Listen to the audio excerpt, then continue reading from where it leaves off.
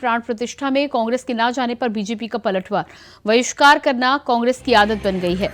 BJP की तरफ से यह बयान आया है, बहिष्कार करना कांग्रेस की आदत। कांग्रेस ने किया करगिल विजय दिवस का भी विरोध। भारतीय जनता पार्टी का कहना है कि कांग्रेस ने करगिल विजय दिवस का भी विरोध किया था। राष्ट्रपति के अभिभाषण का बहिष्कार, जनता उनका बहिष्कार करने जा रही है। कांग्रेस ने राम को काल्पनिक कहा। तो बीजेपी के प्रवक्ता सुधांशु त्रिवेदी की तरफ से यह बयान आया है, कांग्रेस ने कारगिल विजय दिवस का भी विरोध किया था। इससे पहले राष्ट्रपति के अभिभाषण का बहिष्कार किया था।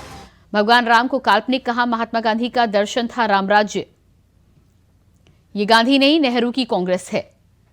तो साफ तौर पर कांग्रेस पर निशाना साधते नजर आए हैं भारतीय जनता पार्टी के प्रवक्ता और कांग्रेस को कटघरे में खड़ा किया है। साथ ही साथ उनका कहना है कि जिस तरह से कांग्रेस बहिष्कार पर बहिष्कार कर रही है, आने वाले समय में जनता उनका बहिष्कार करेगी।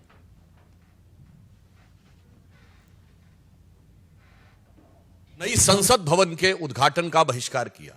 भाई, नई संसद भवन 150 वर्षों तक चलेगी, इसका भारतीय जनता पार्टी अथवा प्रधानमंत्री श्री नरेंद्र मोदी जी से तो कोई मतलब नहीं है।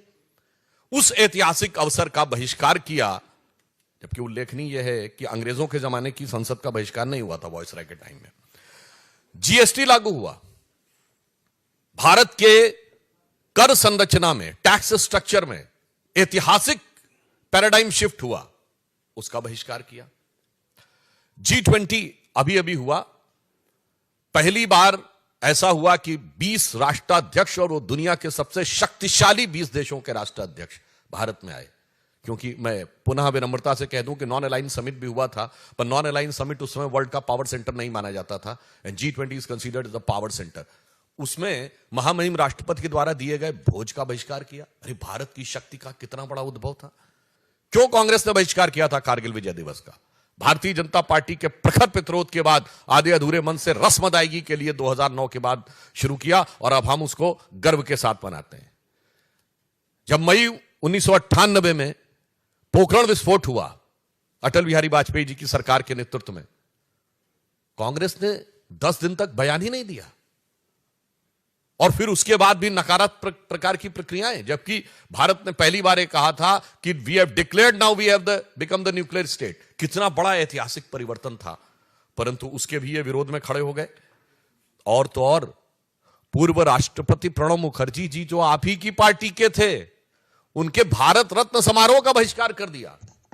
इसी बहिष्कार के चलते हुए जनता भी क्रमशः उनको सत्ता से बहिष्कृत करती चली जा रही है, परंतु उनकी बुद्धि परिष्कृत होने का नाम नहीं ले रही। तो ये बयान भारतीय जनता पार्टी की तरफ से आया है। हमारे संवाददाता अजीत भी हमारे साथ बने हुए हैं। अजीत, जिस तरह से बीजेपी ने कांग्रेस पर निशाना साधा है राम मंदिर न्योते के बहिष्कार के बाद, उसके बाद क्या कुछ निकलकर सामने आ रहा है? तमाम पुराना इतिहास गिनाने का काम किया है। देखिए प्रियंका, जिस तरीके से कांग्रेस में को जो राम मंदिर के जो प्राण प्रतिष्ठान को लेकर के जब निमंत्रण भेजा गया था, तो कल यानी बीते बुधवार को जिस तरीके से कांग्रेस ने इस पर अपनी प्रतिक्रिया दी, कांग्रेस ने साफ तौर पर कहा कि ये आधा अधूरा उद्घाटन है और इसीलिए हम इस कार्यक्रम में नहीं सम्मिलित होंगे। तो उसी समय देखने को मिला था जिस तरीके से लगातार कांग्रेस कई समय पर तमाम अलग अलग मोर्चों पर जो सरकार की जो बहिष्कार करती है, उसी को लेकर के आज भाजपा नेता जो सुधांशु त्रिवेदी, उन्होंने कांग्रेस पर निशाना साधा है। चाहे वो संसद भवन के उद्घाटन की बात करें या फिर जीएसटी की बात करें, ऐसा तमाम जो अलग अलग समय के बाद समय में जब कांग्रेस ने बहिष्कार किया, उन चीजों को गिनाते हुए बीजेपी ने आज एक बार फिर से कांग्रेस को निशाना साधा, कांग्रेस पर तंज कसा है। विशेष साफ तौर पर कहा जा सकता है कि तरीके से भाजपा बार बार राम मंदिर हो या फिर ऐसा मुद्दा हो, इसको लेकर कांग्रेस को निशाना साधते, तो यहाँ पे साफ देखने को मिला कि एक बार से इसी मुद्दे पर कांग्रेस को निशाना साधा।